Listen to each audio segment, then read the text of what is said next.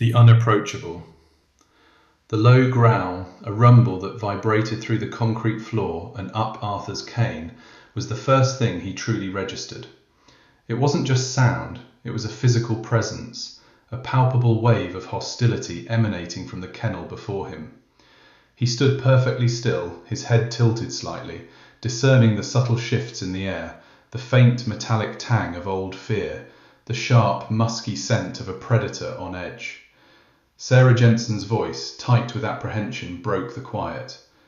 "Mr. Vance, are you sure you want to be this close? This is Rex's enclosure. He's not like the others." Arthur offered a small, reassuring smile, a gentle crinkle at the corners of his eyes that were perpetually unfocused. "I can tell, Miss Jensen. He has a story, doesn't he?" Sarah sighed, a puff of exasperation and genuine concern. "A long one, and not a happy one. Rex is a retired canine, German Shepherd. He lost his handler, Officer Miller, in the line of duty about 6 months ago. Since then, he's changed. He attacked his new handler, bit a vet tech, even went for a kennel attendant who just tried to give him water. We've had to sedate him for most procedures." Her voice dropped, laden with a weight Arthur knew well. "He's been deemed unadoptable, Mr. Vance.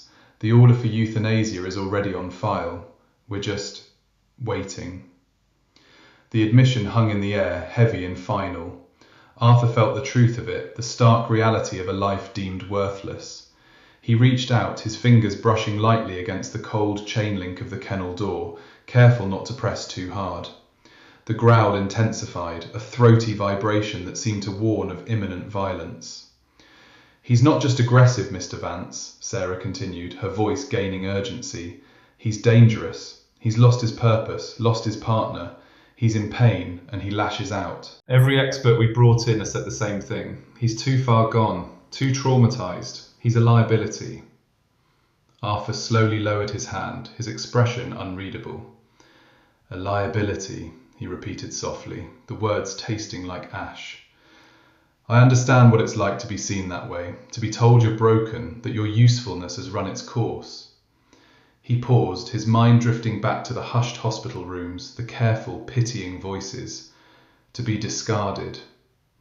He turned his head slightly, as if attempting to meet Rex's gaze, though his eyes saw only shadows.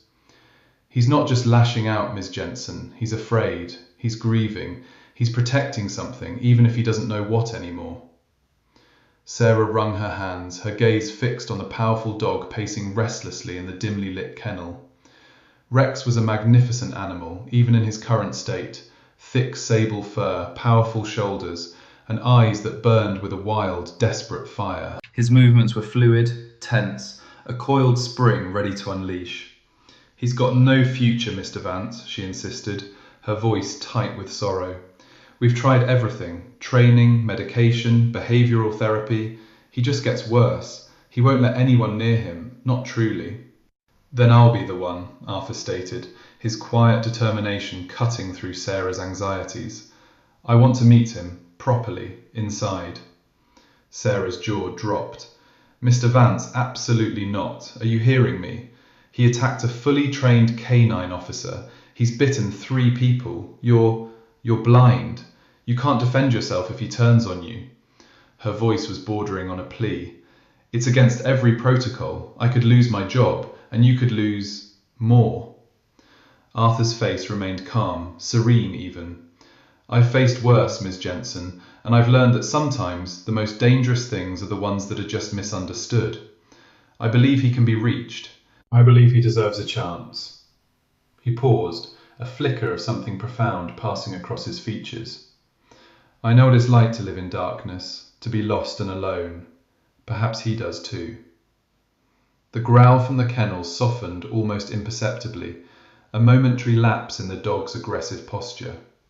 Rex had stopped pacing, his head cocked, his ears swivelling, as if processing the unusual cadence of Arthur's voice, the unexpected empathy in his tone. "Please, Miss Jensen," Arthur continued, sensing the shift, however small. "Just let me try. I won't push him. I won't corner him. I'll just be present." Sarah looked from Arthur's placid face to Rex's watchful, still hostile form. Her heart pounded in her chest, a frantic drum against her ribs. Every instinct screamed no. Every rule, every safety warning, every past incident flashed through her mind.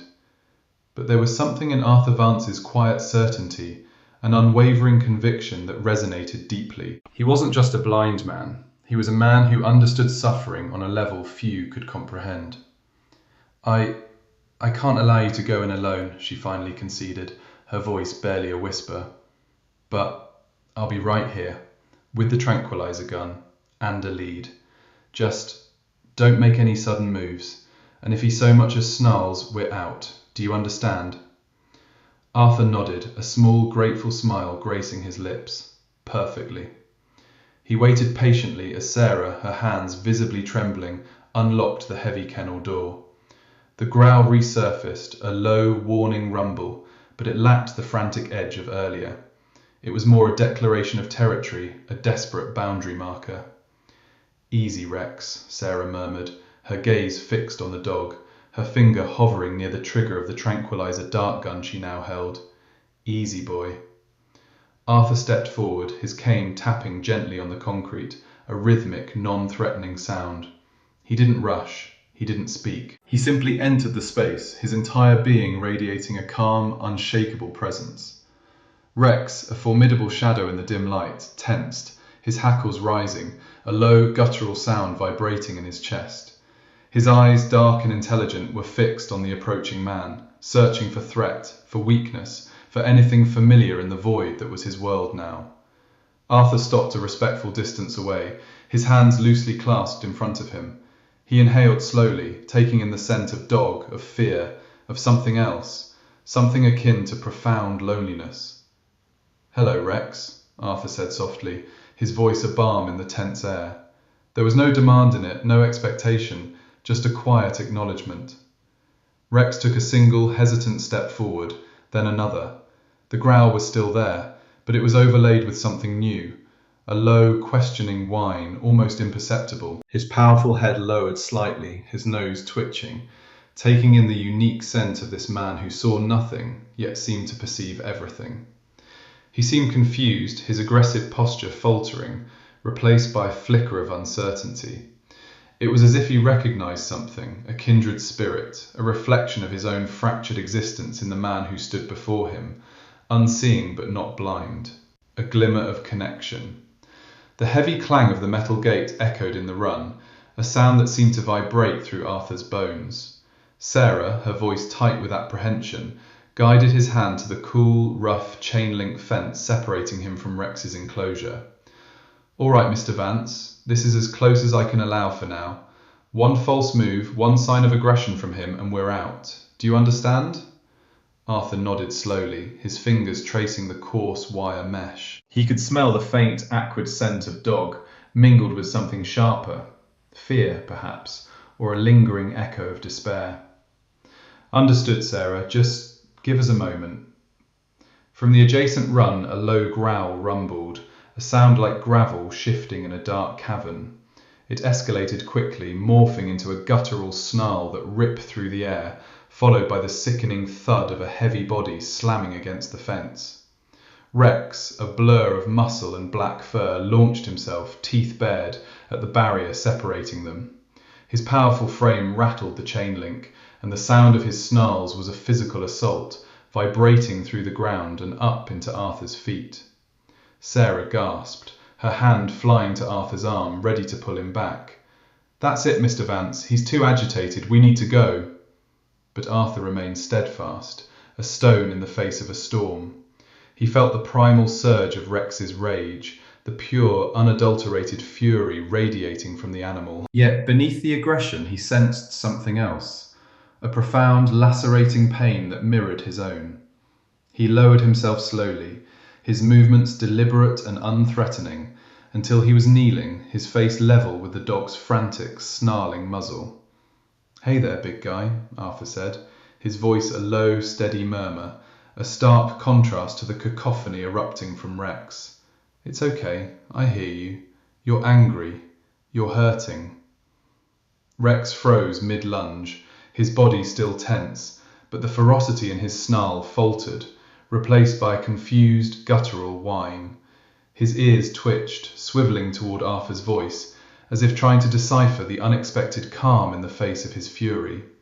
His eyes, dark and intelligent, seemed to bore into the space where Arthur's own would be, searching for something. "You feel discarded, don't you?" Arthur continued, extending his hand slowly, palm open, towards the fence. He moved with a quiet certainty, ignoring Sarah's sharp intake of breath. His fingers stopped just short of the wire, a silent offering. "Like you're broken, beyond repair. Like you've lost everything and no one understands that kind of emptiness." Rex's head tilted, a subtle, almost imperceptible shift. His snarl died completely, leaving only a ragged, uneven panting. He dropped to all fours, his powerful shoulders still hunched, but the frantic energy that had propelled him moments before was gone. He watched Arthur's outstretched hand, a strange mix of suspicion and something akin to curiosity in his gaze. "I know what that feels like, Rex," Arthur said, his voice softening further, imbued with a quiet empathy that seemed to seep into the very air. "To have the world you knew ripped away, to feel that gaping hole where trust and companionship used to be. They tell you to move on, don't they? To forget. But how do you forget the one thing that made you whole?" A soft, mournful whimper escaped Rex's throat, a sound so unexpected it made Sarah flinch. The dog took a hesitant step forward, his nose twitching, catching the scent of Arthur's hand. His tail, which had been rigid and unmoving, gave a slight tentative wag, then quickly stilled, as if he himself was surprised by the gesture. He lowered his head, his dark eyes still fixed on Arthur's hand, and then, with an almost imperceptible movement, nudged the chain-link fence with his wet nose, directly opposite Arthur's fingers. It was a fleeting, tentative contact, a silent acknowledgement across the divide, yet it felt monumental. A fragile bridge, built not of steel or concrete, but of shared, unspoken pain, seemed to shimmer into existence between the man and the dog. Chaos and instinct. The delicate moment between Arthur and Rex shattered with the shriek of a fire alarm. A piercing, metallic wail ripped through the air, instantly overriding the quiet hum of the facility and the distant sounds of other animals. Emergency lights, stark and red, flickered on, strobing through the grimy windows of the kennel, casting long, distorted shadows that danced like spectres. A thin tendril of acrid chemical smoke, smelling faintly of burning plastic and insulation, began to snake its way under the kennel door and through the vents, coiling ominously in the already dim space.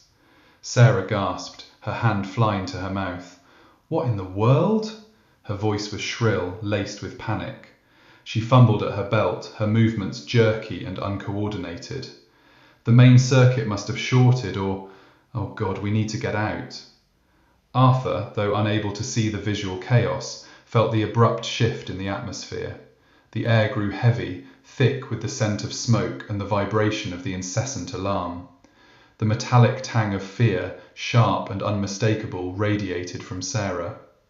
Rex, who had just moments ago offered a soft whimper, now stiffened, a low growl rumbling deep in his chest. It wasn't the aggressive snarl from before, but a sound of confusion, of primal unease. He began to pace frantically in his enclosure, his claws scraping against the concrete floor. "Sarah, the door," Arthur urged, his voice surprisingly calm despite the escalating sensory assault. He could feel the heat beginning to rise, a subtle warmth against his skin. "Unlock Rex." I can't," Sarah stammered, her fingers trembling as she wrestled with the heavy ring of keys. The fire alarm continued its ear-splitting assault, making coherent thought a struggle. She dropped the keys, a jangling cascade of metal against the concrete. They skittered beneath Rex's kennel, just out of reach. "Oh no, no, no!" The smoke was now thicker, stinging Arthur's eyes and catching in his throat, making him cough. He could hear the distant shouts of other staff, the growing cacophony of panicked barks and meows from other kennels. The emergency lights pulsed with a sickening rhythm, painting everything in a frantic, bloody glow. Rex, sensing the rising danger in the human's paralysis, stopped pacing, His head smacked towards Arthur, his dark eyes wide and fixed. He let out a series of short, urgent barks, a sound completely different from his earlier aggression. It was a warning, a desperate call. Then, with a sudden, explosive surge of power, he launched himself at the kennel door. The metal frame groaned under the impact, twisting and bending. He hit it again, a furious, guttural bark tearing from his throat, his body a coiled spring of muscle and instinct. Sarah cried out, stumbling backward. "Rex, no! You'll hurt yourself!" But Rex was beyond hearing. With a final, thunderous crash, the weakened latch gave way. The heavy wire door burst open, swinging inward with a clang that echoed over the alarm.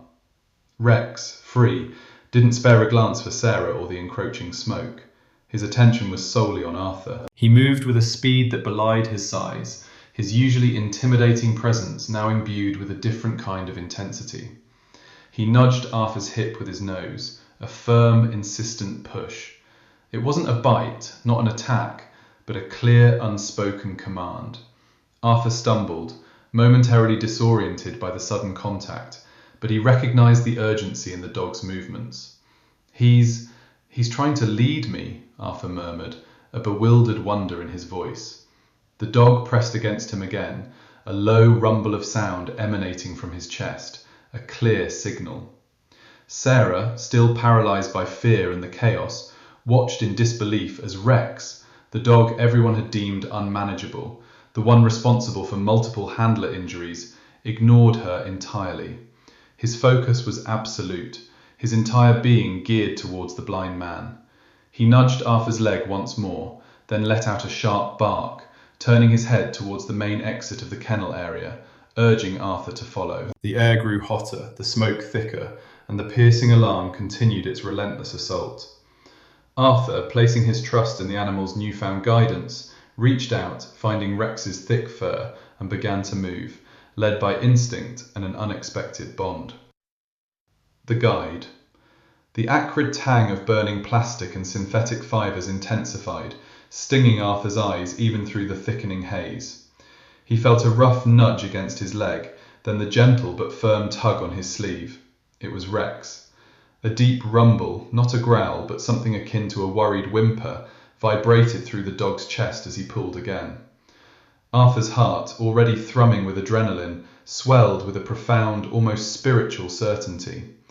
This animal, once deemed irredeemable, was choosing him. "Okay, boy," Arthur murmured, his voice raspy from the smoke. "I'm with you." He reached down, his hand finding the coarse fur of Rex's neck. The dog leaned into the touch for a fleeting moment before resuming his urgent tugging. The cacophony of the fire alarm became a shrill, incessant shriek, momentarily overridden by a splintering crash from deeper within the building.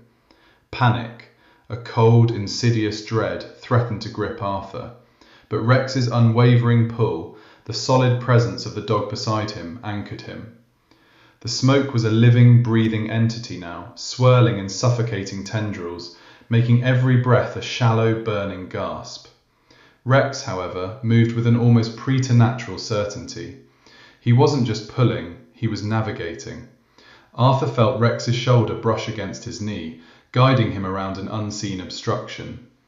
A low whine escaped Rex as they stumbled over something soft, a fallen jacket perhaps. Arthur tightened his grip on the dog's fur, trusting completely. His cane, usually his indispensable guide, felt like a useless appendage in the confined, chaotic space. The floor beneath them was uneven, littered with debris. Arthur heard the distinctive crackle of flames somewhere nearby, a hungry sound that made the hairs on his arms stand on end. He could feel the heat radiating from the walls, a menacing warmth that promised to intensify. Rex, however, didn't falter. His focus was absolute, his body taut with purpose. He kept them moving, a silent, furry compass in the smoke-choked labyrinth. They passed what Arthur assumed was the main reception area, the usual clatter of keyboards and muffled conversations, replaced by the shriek of the alarm and the ominous creaks and groans of the stressed building. He imagined Sarah, hopefully already outside, her frantic calls for help lost in the din. He thought of all the other animals, the ones still caged, and a wave of despair threatened to overwhelm him. But Rex was pulling harder now, his pace quickening. The air began to thin, just perceptibly. A faint gust, cooler and cleaner, brushed against Arthur's face. Hope, a fragile, desperate thing, flickered within him. Rex let out a sharp bark, a sound of triumph and warning as they burst through a set of swinging doors. The outside world assaulted Arthur's senses. The air, though still smoky, was a blessed relief after the inferno within. But the sky was an angry, bruised purple, stained with vast plumes of black smoke that billowed from the burning shelter. The piercing wail of approaching sirens grew louder, closer. Rex, his flanks heaving, kept Arthur close, nudging him away from the immediate vicinity of the building, towards the relative safety of the parking lot. Arthur stumbled, his legs weak with exertion and relief. Rex braced himself, a solid wall against Arthur's collapsing weight. He heard the screech of tires, the urgent shouts of men, and the powerful roar of a fire engine pulling into the lot. The flashing red and blue lights painted jagged streaks across the smoke-filled air, momentarily illuminating Rex's panting form, his eyes, usually so guarded, now shining with an intense, protective light. "Over here," a voice boomed, sharp and authoritative. "Anyone else inside?" Rex let out another series of barks, deep and resonant, as if answering the unspoken question, confirming their presence. He pressed himself against Arthur's leg, a silent sentinel, his mission accomplished. Arthur sank to his knees, his hand still resting on Rex's warm, steady fur, the weight of the ordeal finally settling upon him. He was safe, and he wasn't alone. A public debate. The acrid scent of smoke still clung to Maria Rodriguez's clothes as she approached the fire-damaged canine facility, her microphone clutched tight. Her news van, emblazoned with the Channel 7 logo, was parked strategically to capture the still smouldering ruins. She'd been covering the fire since the first sirens, but the story had taken a turn no one expected. Rex. The canine, once slated for euthanasia, now a hero. "Maria, get Chief Midder if you can," her producer's voice buzzed in her earpiece. "The public is going wild over this dog." Maria spotted Sarah Jensen, the kennel attendant, speaking with a small group of firefighters, her face smudged with soot and streaked with tears. Maria moved in, her presence a silent, professional demand for attention. "Sarah, Maria Rodriguez, Channel 7, can you tell us what happened in there, specifically about Rex and Mr. Vance?" Sarah wrung her hands, her eyes wide. "It was terrifying. The smoke was so thick you couldn't see your hand in front of your face. We were evacuating the front, and Arthur, Mr. Vance, he was still inside. Rex just changed. He went from lunging and snarling at anyone who came near his run to pulling Arthur out, guiding him. He saved him." Her voice cracked with emotion. "I've never seen anything like it." Maria pressed on, her tone gentle but firm. "You had concerns about Rex's aggression before this, didn't you?" Sarah nodded vigorously. "Everyone did. He was unpredictable, attacked handlers, bit of Vectech. He was a danger. That's why the decision was made. But Arthur, he saw something else." She gestured vaguely towards the damaged building. "He saw a good dog, buried under grief." Later that evening, Maria's report aired, a montage of the smouldering kennel, Sarah's emotional testimony, and a brief, compelling shot of Arthur Vance, his face etched with fatigue but his voice unwavering. "Rex isn't dangerous," Arthur had stated, his words echoing across living rooms. "He just needed someone to see beyond his pain." The segment closed with footage from a local citizen's cell phone, blurry but undeniable. Rex, a dark blur against the orange glow, pulling Arthur Vance through the smoke, his body a protective shield. The image was raw, powerful, and instantly viral. The phone lines at Channel 7 lit up, social media exploded. #SaveRex trended nationally. The narrative of the dangerous dog began to crumble under the weight of his undeniable heroism. Petitions sprang up online, demanding Rex be given a second chance. Calls for his adoption, specifically by Arthur, flooded the station. The next morning, Maria tracked down Chief Miller, finding him overseeing the recovery efforts at the K9 facility. His face was grim, his uniform still smelling faintly of smoke. Chief Miller, Maria Rodriguez, can you comment on the public's reaction to Rex's actions? Maria asked, thrusting her microphone forward. Miller sighed, running a hand over his close-cropped hair. Rex performed admirably. He saved a life. We acknowledge that. His voice was clipped, official.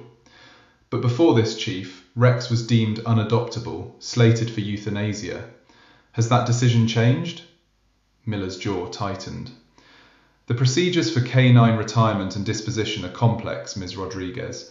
They are in place for a reason. Rex had a history of aggression. A severe history. He avoided her gaze, focusing on a team clearing debris. A history that Arthur Vance believed was rooted in trauma, not inherent viciousness, Maria countered, her voice carrying a hint of challenge. He was proven right, wasn't he? Rex protected him, guided him out of a burning building. The chief finally met her gaze, a flicker of something unreadable in his eyes. He did, and we are grateful for Mr. Vance's safety. He paused, then added, almost reluctantly, and for Rex's actions. So what now, Chief? Is Rex still facing euthanasia? The public wants to know. They believe he deserves to live, especially with Mr. Vance. Miller exhaled slowly, the sound almost a groan. The department is reviewing the case. A hero dog. It complicates things.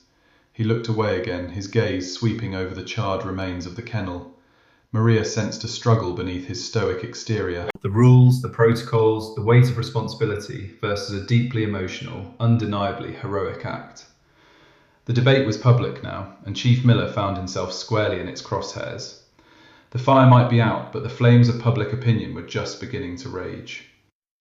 Fighting for a future.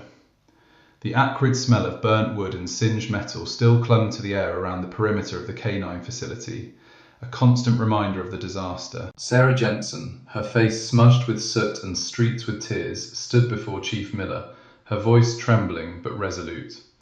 Chief, you can't go through with this. You can't euthanize Rex. Miller, looking haggard himself, ran a hand over his close-cropped hair. Sarah, I understand your feelings, but protocol is protocol. Rex has a history of aggression. We can't ignore that, even with what he did. He gestured vaguely towards the charred remains of Kennel Block C. He saved Arthur, yes, a heroic act, undeniable, but it doesn't erase the past attacks, the bite reports. But it changes everything, Sarah's voice cracked. You saw him. He didn't just lead Arthur out, he protected him. He transformed. Arthur understood him, Chief. He always said Rex was grieving, not just aggressive, and he was right. Her gaze locked onto his, pleading.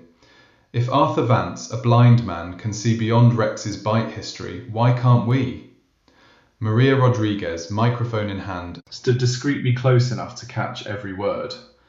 Channel 7's camera crew, positioned to capture the ongoing recovery efforts, was now expertly focused on the tense exchange. Maria's last report, featuring poignant footage of Rex guiding Arthur through the smoke, had gone viral, igniting a furious public debate across social media and local news channels. Emails and calls were flooding the department, demanding Rex's reprieve. Chief Miller sighed, the weight of public opinion visibly pressing down on him. We have to be objective, Sarah. We can't let emotion dictate policy, no matter how extraordinary the circumstances. The next day, the department, under mounting pressure, convened a special review board. Dr. Elena Petrova, a renowned K9 behaviourist, was present. Her calm demeanour contrasted sharply with the agitated atmosphere. She had spent the morning observing Rex, both alone and, crucially, with Arthur Vance. Rex's behaviour with Mr. Vance is unprecedented in my experience with K9 trauma, Dr. Petrova stated, her voice even and measured. She clicked through a series of video clips on a laptop. One showed Rex, initially wary, responding to Arthur's soft, rhythmic humming. Another depicted a moment where Arthur, navigating by touch, stumbled, and Rex, without command, nudged him gently back on course. During our observation, Rex displayed none of the reactive aggression noted in his previous reports. Instead, he exhibited heightened awareness of Mr. Vance's movements, almost anticipating his needs. She paused, allowing the images to sink in. My preliminary assessment indicates that Rex's prior aggression stemmed from profound grief and disorientation following the loss of his handler. He perceived threats where none existed, a common manifestation of deep trauma in highly bonded working dogs. However, with Mr. Vance, there's a unique connection. Mr. Vance's inability to see seems to have prompted Rex to engage a different set of instincts, those of protection and guidance, not aggression. Chief Miller leaned forward. So you're saying a blind man effectively rewired him? Doctor, Petrova offered a small, knowing smile. More accurately, Mr. Vance provided an environment where Rex's intrinsic nature, that of a loyal, protective partner, could re-emerge without the triggers of his past trauma. He doesn't perceive Mr. Vance as a threat to be fended off, but as a charge to be guarded. It's a profound, almost symbiotic bond. Sarah, seated nearby, nodded vigorously. That's what Arthur always said. He felt Rex's grief. He understood him. Maria Rodriguez, granted access to the review, scribbled furiously in her notepad. Her latest broadcast had featured interviews with citizens rallying outside the station, holding signs that read, "Save Rex" and "Heroes deserve a second chance." The story had transcended local news, picking up traction nationally. The narrative of the blind man and the dangerous dog who saved him was too compelling to ignore. Given the public outcry, Chief Miller conceded, his voice tight, and Dr. Petrova's findings, euthanasia at this moment seems politically untenable, if nothing else. He looked at Dr. Petrova. What do you recommend, Doctor? A structured rehabilitation program, certainly, but with a critical component, Dr. Petrova replied, her gaze firm. Rex must remain with Mr. Vance. Their bond is the foundation of his recovery. Separating them now would be detrimental to Rex's progress and potentially reignite his trauma responses. The room buzzed with muted conversations. The idea of placing a dog with a documented history of aggression, even a hero, with a blind civilian was unconventional, to say the least. Yet, the images of Rex leading Arthur from the flames, the expert testimony, and the undeniable force of public sentiment created an irresistible current. The decision to fight for Rex's future was no longer just Arthur and Sarah's. It had become a collective imperative. The new partnership. The pronouncement arrived, a reprieve from impending doom. Chief Miller, succumbing to public outcry, Dr. Petrova's irrefutable testimony, and Sarah Jensen's fierce advocacy had relented. Not only was Rex spared euthanasia, but his adoption by Arthur Vance was officially sanctioned. Sarah, who'd endured countless hours of agonizing deliberation, felt a dizzying wave of relief, her legs nearly giving way. She steadied herself against the chilly cinder block wall of the canine facility, a silent prayer of gratitude exhaling from her lips. It was done. Arthur received the news with quiet dignity, a gentle smile touching his lips. He'd never doubted, a testament to his unwavering faith in Rex. His immediate desire was to see Rex, to touch him, to reassure himself of the dog's safety. Sarah, still energized by their victory, drove him to the specialized kennel, a secure section usually housing canines undergoing intensive behavioral rehabilitation. The walk down the concrete corridor felt transformed.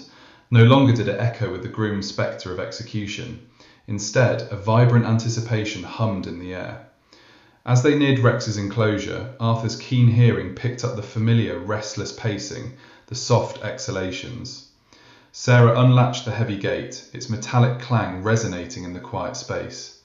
"He's here, Arthur," she whispered, her voice thick with emotion. Arthur stepped inside, extending his hands slowly, reverently. "Rex?" he called softly, his voice a soothing balm. The pacing ceased. A low whine rumbled in Rex's chest, a sound Arthur hadn't heard since their terrifying ordeal in the burning building. Then a blur of fur and muscle. Rex didn't lunge or bark. He nudged his head into Arthur's outstretched palm, a deep, rumbling purr growl vibrating through his powerful frame. Arthur's fingers threaded into the thick fur behind Rex's ears, finding the spot he knew the dog cherished. Rex leaned into the touch, a heavy weight of canine affection. It transcended mere physical contact. It was a profound affirmation of their bond, a silent dialogue understood only by them. Sarah watched, tears blurring her vision, as Rex pressed his entire body against Arthur's legs, his tail thumping a soft, rhythmic beat against the floor.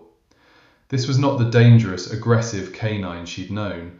This was a dog rediscovered, a soul redeemed. "He missed you," Sarah murmured, her voice catching. Arthur knelt, pulling Rex closer, burying his face in the dog's neck. Rex responded by licking Arthur's cheek, a gentle, wet caress. It was a reunion brimming with unspoken understanding, a testament to the unique bond forged in fire and grief. The rehabilitation program commenced almost immediately. Dr. Petrova, recognizing the deep symbiosis between Arthur and Rex, crafted a tailored regimen. Rex would live with Arthur, his presence a constant anchor of calm and security for the dog. Beyond that, Rex would undergo specialized training to become Arthur's official service dog. The initial weeks were a delicate ballet of rediscovery. Arthur, guided by Sarah and Dr. Petrova, began teaching Rex new commands, adapting them to his own needs.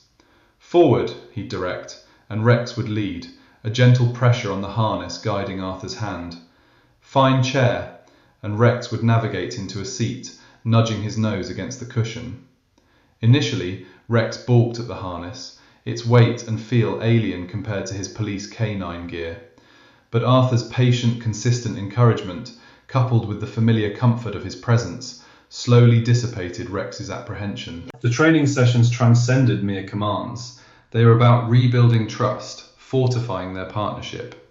Arthur learned to interpret Rex's subtle cues, the shift in his weight, the twitch of his ears, the slight tension in the leash, signals of obstacles or environmental changes. One afternoon, during a training walk in a quiet park, a sudden, loud backfire from a passing car made Rex flinch, a low growl rumbling in his chest, a fleeting echo of his old reactivity. Arthur, instantly aware, knelt beside him, his hand firm on Rex's shoulder. "Easy, boy," he murmured, his voice a soothing balm. "You're safe. I'm here." Rex looked up, his eyes searching Arthur's face as if for confirmation. The tension in his body slowly eased, his growl subsiding into a soft huff. He leaned into Arthur, seeking comfort, and then, with a shake, resumed his path, guiding Arthur forward with renewed purpose. It was a small moment, yet profoundly significant, a testament to the emotional regulation Arthur provided, a buffer against the echoes of Rex's past trauma. Sarah watched from a distance, a profound sense of peace settling over her. The transition was far from complete, but the trajectory was clear. Rex wasn't merely being rehabilitated, he was being redefined. And Arthur, in his quiet strength and unwavering belief, was not just his owner, but his anchor, his guide, and his ultimate redemption. Their partnership was only just beginning. Healing wounds. The rhythmic tap-tap-tap of Arthur's cane against the pavement became a reassuring prelude to their daily walks. Rex, now a constant, unwavering presence, moved with a fluid grace beside him, a sturdy anchor in Arthur's world. The initial stiffness in Rex's gait, a subtle reminder of past injuries and internal turmoil, had softened, replaced by a confident stride. Arthur no longer needed to meticulously map out routes in his mind. Rex's gentle tug on the harness was enough. "Left, boy," Arthur would murmur, and the soft rasp of Rex's fur against his hand, the subtle shift in the dog's weight, confirmed their shared direction. Mornings, once a solitary ritual of fumbling for coffee and navigating the familiar labyrinth of his small home, were now imbued with a quiet purpose. Rex would nudge Arthur's hand with his wet nose, a soft whine escaping him, not of distress, but of eager anticipation. Arthur would reach down, his fingers tracing the contours of Rex's strong skull, feeling the warmth of his breath. It was a simple exchange, yet it filled a void Arthur hadn't realized was so cavernous. "All right, big guy, breakfast time," Arthur would say, the words carrying a lightness he hadn't heard in his own voice for years. He'd pour the kibble, the rustle of the bag a signal for Rex to sit patiently, his tail thumping a soft rhythm against the floor. As Rex ate, Arthur would run a hand over his own scarred face, a ghost of a memory surfacing, the acrid smell of smoke, the searing heat, the sudden blinding flash. For so long, those sensory fragments had been a recurring nightmare, a relived trauma that left him gasping in the dark. But now, As Rex's contented chewing filled the kitchen, Arthur found a peculiar sort of peace. He thought back to the endless days after the explosion, confined to a hospital bed, the world reduced to muffled voices and the sterile scent of antiseptic. The anger had been a burning coal in his chest, anger at fate, at himself, at the unfairness of it all. He remembered the well-meaning but ultimately hollow words of comfort, the pity in people's voices. He'd retreated, built walls around himself, convinced that his life as he knew it was over, that his independence was forever lost. Then came Rex. Rex, who saw not a blind veteran, but a partner. Rex, whose loyalty was a tangible, unwavering force. With Rex, the small, mundane tasks of daily life transformed. Finding the dropped remote control was no longer a frustrating exercise in sweeping hands across surfaces, but a simple command, "Find it, Rex," followed by the soft clink of the remote being nudged into his palm. Crossing a busy street, once an anxiety-inducing gamble, became a smooth, confident manoeuvre, Rex's steady pull on the harness a silent promise of safety. Arthur would often find himself just sitting, Rex's head resting on his lap, his hand buried in the thick fur. He'd talk to Rex, not in commands but in quiet confidences. He'd recount fragments of his past, the camaraderie of his unit, the thrill of flying, the sudden shattering impact that stole his sight. Rex would listen, his ears twitching occasionally, a low rumble in his chest the only response. But it was enough. It was more than enough. In Rex's silent presence, Arthur found a release he hadn't experienced with any human therapist. "You know, boy," Arthur murmured one afternoon, stroking Rex's powerful flank, "I used to think my life was over, just over. And then you came along, a fire-breathing beast that everyone else gave up on." He chuckled softly, a genuine sound of amusement. "Funny, isn't it? We're both a little broken, a little scarred, but together we're figuring it out." The scars on Arthur's body were a physical testament to his past, but the emotional wounds, once festering, were finally beginning to heal. Rex, in his quiet devotion, was the balm. He wasn't just guiding Arthur through the physical world, he was guiding him back to himself, back to a sense of purpose and belonging that had been lost in the darkness. The world outside, once a source of apprehension, was slowly becoming a place of possibility again, all thanks to the steadfast presence of a dog everyone else had deemed dangerous and unredeemable. Their shared journey of healing was a tapestry woven with trust, patience, and an unspoken understanding that transcended words. A hero honoured. A year had passed since the fire, a year since Rex, once a coiled spring of aggression, had become Arthur's steadfast shadow. The crisp autumn air carried the scent of wood smoke and roasting hot dogs, mingling with the cheerful chatter of a crowd gathered in the town square. Rex, now a picture of canine serenity, sat patiently beside Arthur, his golden fur gleaming under the afternoon sun. No muzzle, no tension in his powerful frame, just the occasional soft sigh and the steady thrum of his tail against Arthur's leg. Arthur felt the warmth of Rex's presence, a comforting anchor in the bustling environment. He could hear the excited barks of other dogs, the laughter of children, the murmur of conversations, but none of it disturbed Rex. The once feared canine was now a beacon of calm, his senses attuned solely to Arthur's subtle cues. A familiar voice cut through the ambient noise, carrying a professional cadence. "Good afternoon, everyone. Maria Rodriguez here, live from Channel 7. We're at the annual Community Appreciation Day, but today there's a truly special honoree." Maria's voice was warm, imbued with a genuine enthusiasm that had become synonymous with her coverage of Rex's story. Exactly 1 year ago, this community witnessed an extraordinary act of heroism, an act that transformed not just one life, but an entire perception. Arthur felt a gentle nudge from Rex's nose, a silent affirmation. He smiled, his hand finding the soft fur of Rex's head. This public display, once an inconceivable notion, now felt right. Maria continued, her voice rising slightly. "And now, please welcome a man whose dedication and belief brought about this incredible change, Chief Miller." A ripple of applause swept through the crowd. Chief Miller, looking a bit less stern than Arthur remembered, approached the makeshift stage. His uniform was immaculate, the silver of his badges glinting. He cleared his throat, adjusting the microphone. Thank you, Maria, Chief Miller began, his voice resonating across the square. A year ago, I stood before many of you, making a difficult decision regarding a canine deemed unredeemable. Today, I stand before you to correct that assessment. He paused, looking out at the crowd, his gaze lingering on Arthur and Rex. Canine Rex, through his actions during the kennel fire, proved us all wrong. He demonstrated courage, loyalty, and an innate desire to protect, guiding Mr. Arthur Vance to safety despite overwhelming odds. Arthur felt a surge of pride, a quiet elation that warmed him from the inside out. Rex shifted, leaning closer, as if sensing Arthur's emotions. Chief Miller raised a small, polished plaque. It is with immense honour that I present this award for extraordinary heroism to Canine Rex. He stepped down from the stage, walking directly towards Arthur and Rex. The crowd parted, creating a respectful aisle. Rex, with a grace that belied his powerful build, rose to his feet. His eyes, once shadowed by trauma, now held a bright intelligence. He met Chief Miller's gaze without a flicker of apprehension.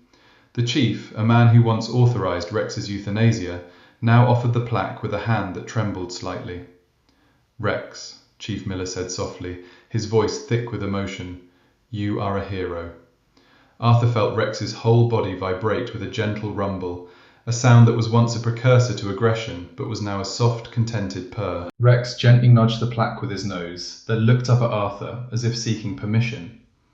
Arthur bent down, helping Rex take the plaque in his mouth, the polished wood contrasting with his golden fur. The crowd erupted in cheers and applause, a wave of admiration washing over them. Maria Rodriguez, ever the professional, was there, microphone in hand. Chief Miller, this is a remarkable moment. What does Rex's transformation signify for the canine unit and the community? Chief Miller straightened, a thoughtful expression on his face.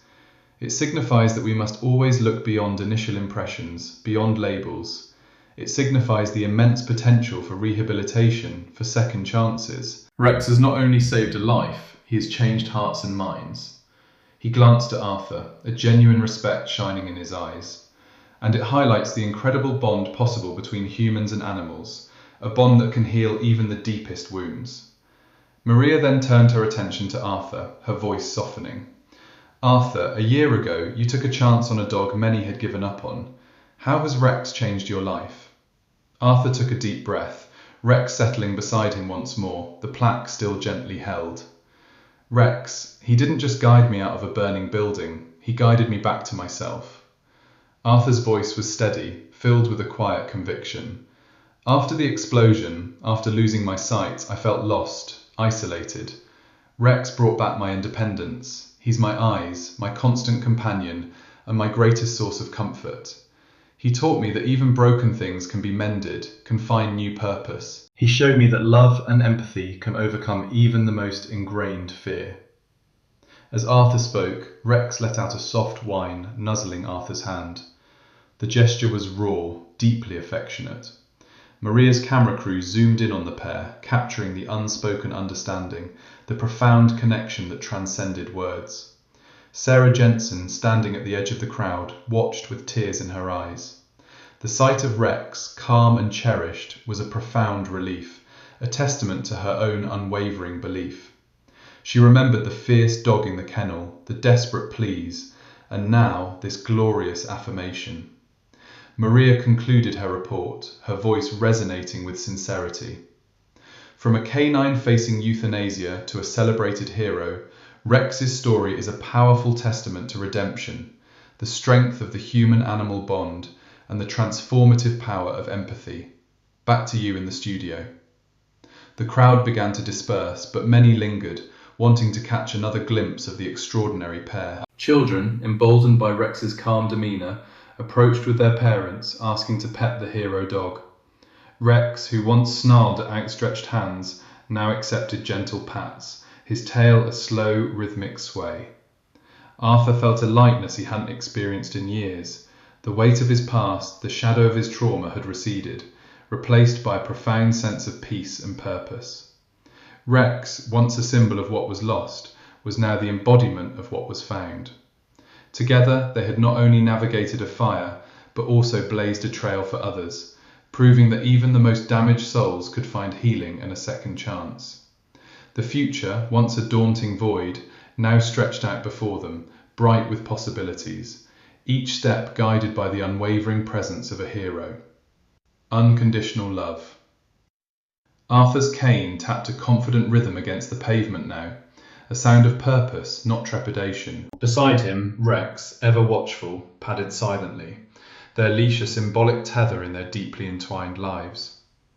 Mornings unfolded with unhurried strolls through the local park, where the damp earth and nascent blues wove a rich, olfactory tapestry Arthur navigated with Rex's subtle nudges and halts. Frequently, Rex would pause, head cocked, attuned to the birdsong.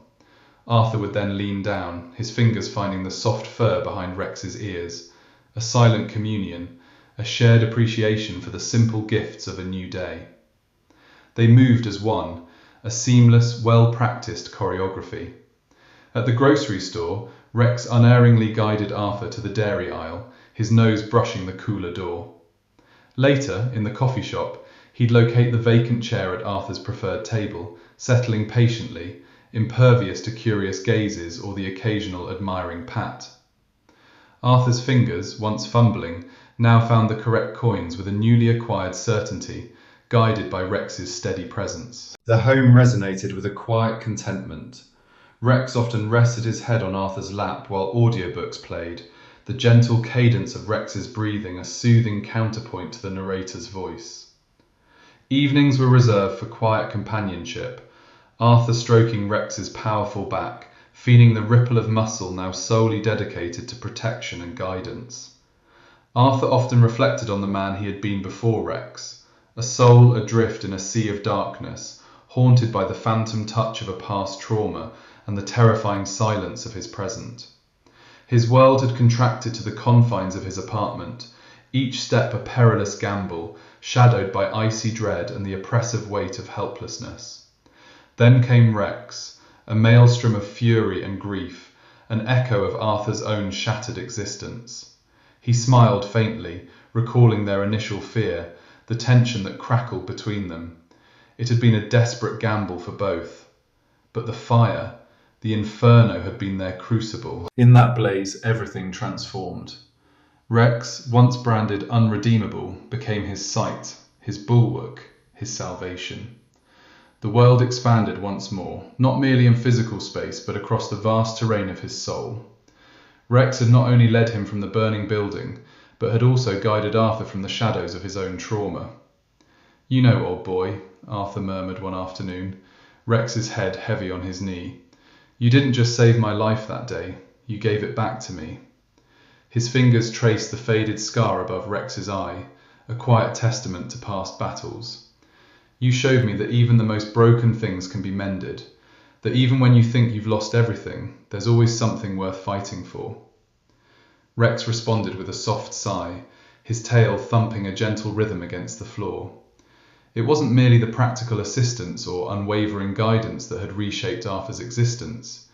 It was the unconditional love flowing between them, a silent, powerful current. Rex's presence was a constant affirmation of being seen, valued, and loved. Arthur had learned to trust again, not just in Rex, but in himself.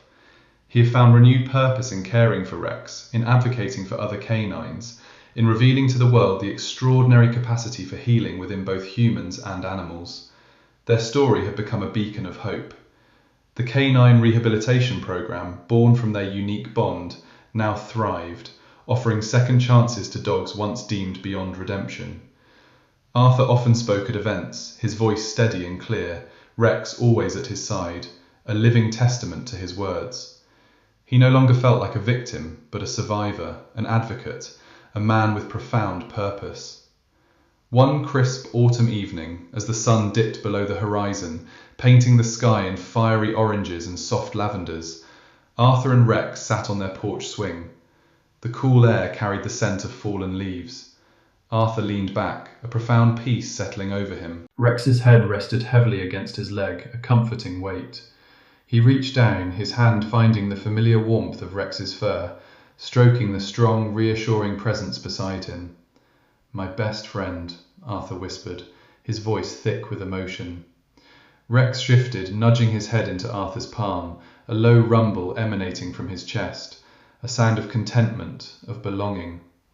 Their journey had been long, fraught with pain and uncertainty, but it had led them here, to this quiet moment of shared serenity.